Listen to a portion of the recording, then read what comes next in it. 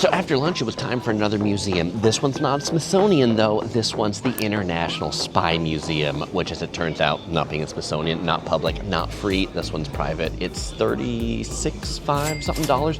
Anyway, not cheap. But the good news is kids 7 and under are free.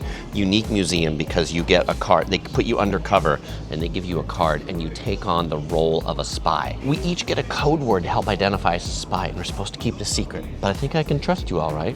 And as you go on, you get to choose a disguise. This is my disguise right here. What do you think? Yeah, that definitely looks like it's not me. That's a good disguise.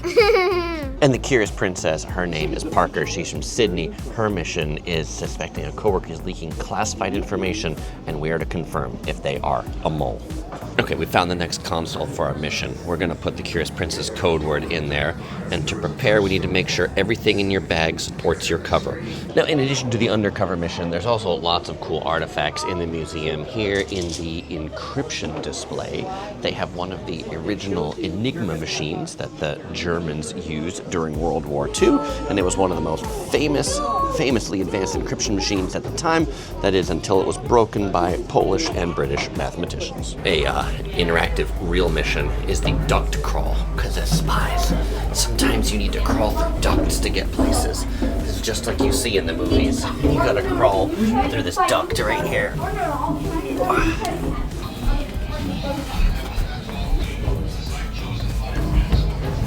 And here as a spy, your mission is to deactivate the atomic bomb before time runs out.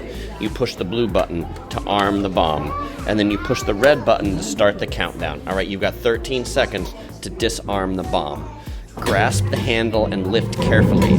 Don't let it touch the metal rods. One slip and kaboom! Now, this is definitely the funniest thing in the whole museum. In this exhibit, they've got a thing about how they can coerce secrets and do psychological warfare. And apparently, after 9/11, U.S. agencies detained people using nonstop music and Barney to get them to tell all. Okay, we found the princess's safe place, the place that she's been told to go to as a spy to collect her next objective.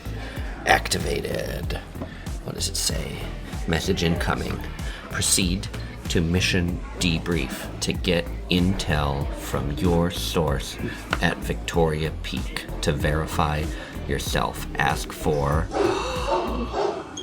25 postcards of Hong Kong night scenes. And once you're all done, at the end of the museum, you get the mission debrief. The princess has arrived at Victoria Peak. Her source is waiting for her. Let's approach the contract. What can I get you today? Hong Kong night scenes. All right, take a photo and send to headquarters. The surveillance photos confirm the mole. Technical know-how, keen observation. Good job. Situational awareness. I always knew the Curious Princess had eagle eyes and a giraffe neck.